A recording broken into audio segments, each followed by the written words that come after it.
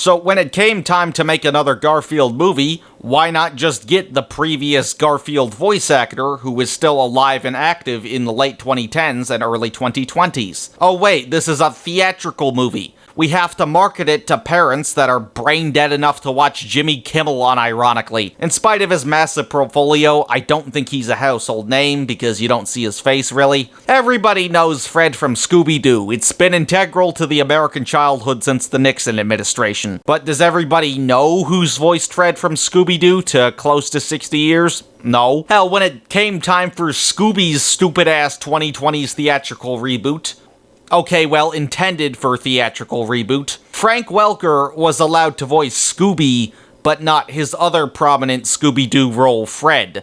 Fred was played by fucking Zac Efron, even though the actual original Fred was in the fucking recording booth. Although Welker played Fred from the beginning, he slowly took over for Scooby in about 2002 and still plays him outside of this movie. But oh no, we can't let a veteran play his oldest character. That's not marketable. Casting decisions adjacent to these are often just huge middle fingers for legends and just bad casting in general. Very rarely do actual cartoon voice actor veterans get to reprise their roles in theatrical reboots, which, if the performance is greatly inferior, it's a great issue. Like Zendaya as Lola Bunny in Space Jam 2. You know, Zendaya, the long-running Looney Tunes voice actor. All Zendaya does is girl voice because she's a girl. It's a fucking cartoon. I expect something more than girl voice.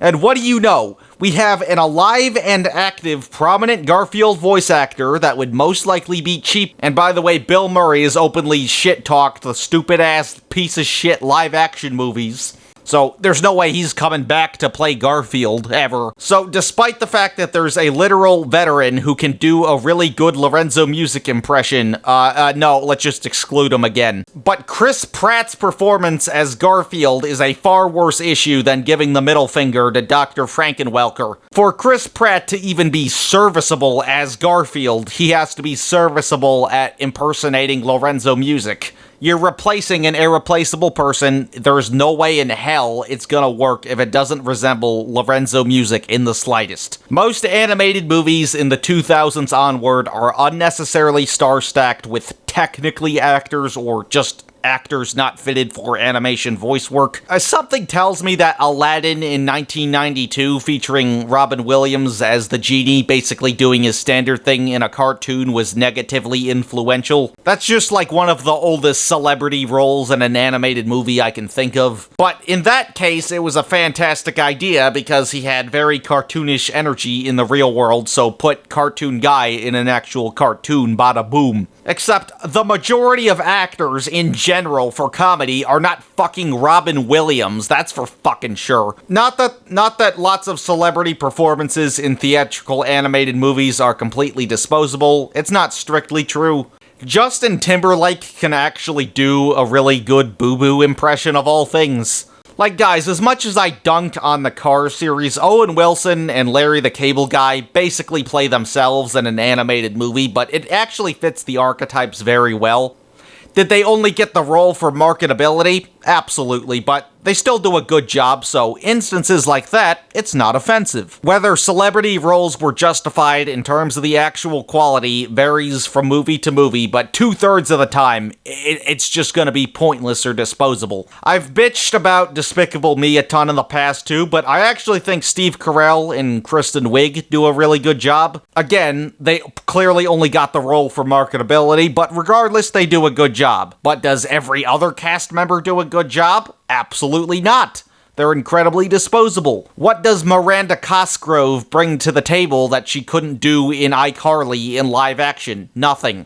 But what do I think of Chris Pratt as a voice actor? Well, I think he was fantastic in the Lego Movie, one of my favorite movies ever actually, because he was a celebrity used sparingly, but he was never used sparingly again. His character, Emmett, in the Lego Movie was a complete confused man-child, and Chris Pratt, at the time when it dropped, was mainly known for Andy, the fat guy on Parks and Recreation. This was actually before his MCU debut and his Jurassic Park debut.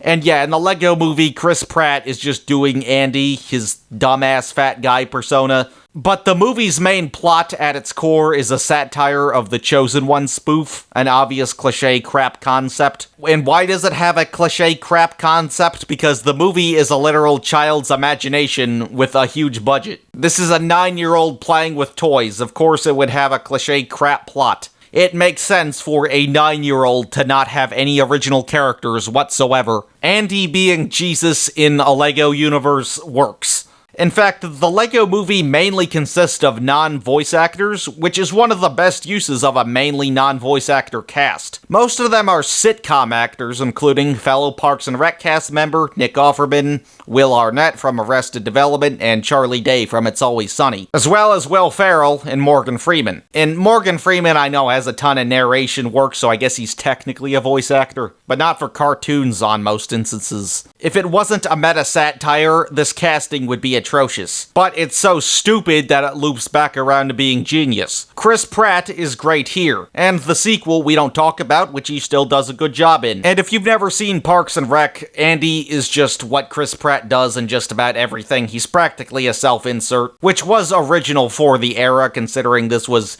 pre-Jurassic Park and MCU and LEGO movie. Speaking of Chris Pratt and voice acting, the Mario movie is one of the worst offenders of overly relying on celebrities not used sparingly, and that includes Chris Pratt as Mario. The only exception is Keith Michael Richardson as Cody, Kamek. He does a great job because he's an actual fucking voice actor. In a world where the animated Super Mario Bros. Movie wasn't a lazy pile of horse shit, Keith Michael Richardson would have been Bowser, not fucking Jack Black. Bro, he was Mr. Gus on Uncle Grandpa. He can play comedic lizards with deep voices, clearly. Pratt was also in Onward, which I consider a part of the Disney Pixar 2020's Nobody Gives a Fuck About collection, along with Strange World, Raya and the Last Dragon, Elemental, Lightyear, Wish, and Elio. AKA all animated movies with no actual voice actors, I'm pretty sure, in main leads at least, with the exception of Wish getting a Broadway actress, Ariana DeBose, which is never a disadvantage for making an animated musical. The majority in the main leads of all of these movies were most likely in Star Wars or Marvel previously,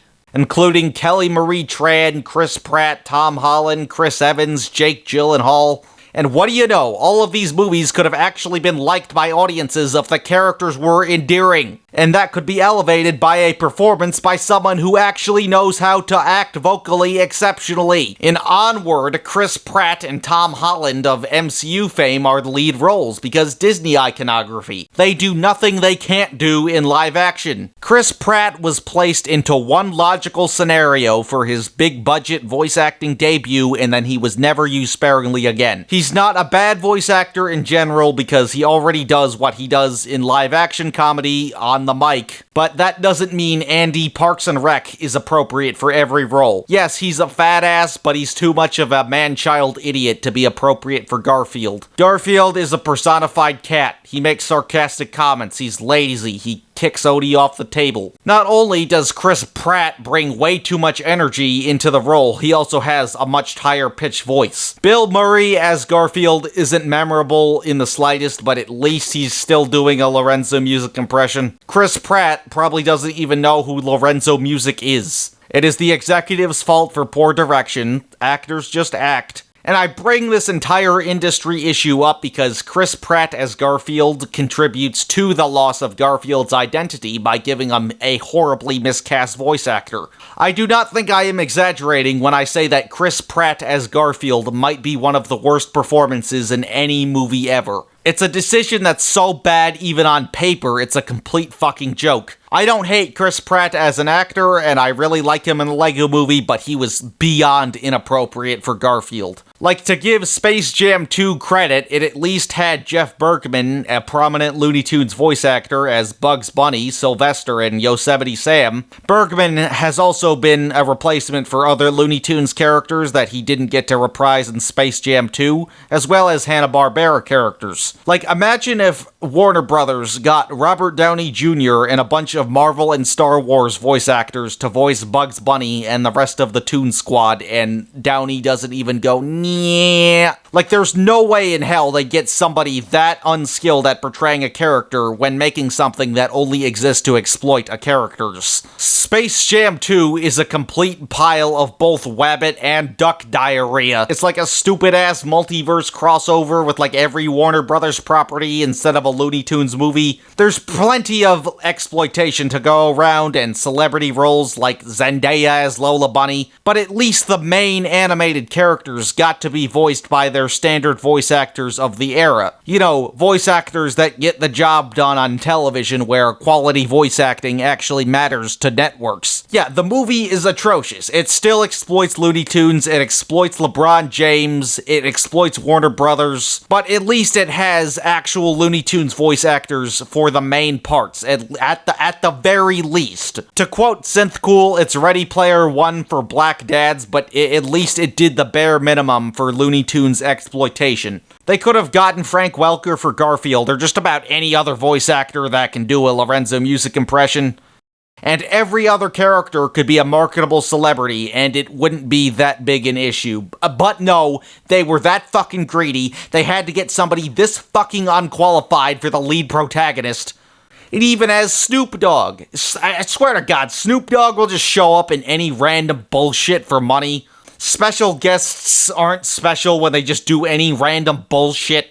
Guys, Snoop Dogg is gonna be in Paw Patrol the Movie 3. Wow, what a role for his portfolio, straight gangsta Mac. I'll stick to Ice Cube shows up in random bullshit appearances, thank you very much. Correct me if I'm wrong here, I haven't actually seen them, but aren't the Sonic movies well liked because they're good movies for fans?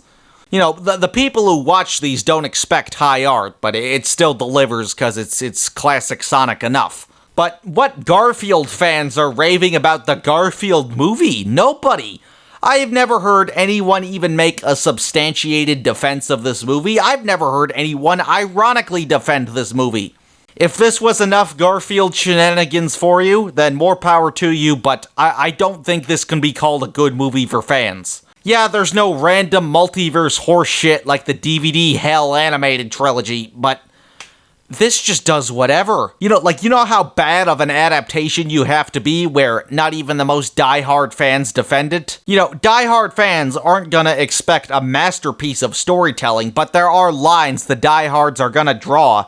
For example, the original live-action Sonic design. Diehard fans drew the line. The Garfield movie crosses the line. The greatest American president. Now, everybody knows Ronald Reagan is the greatest American president. Now, everybody knows Ronald Reagan is the greatest American president. Disgusted after saying that.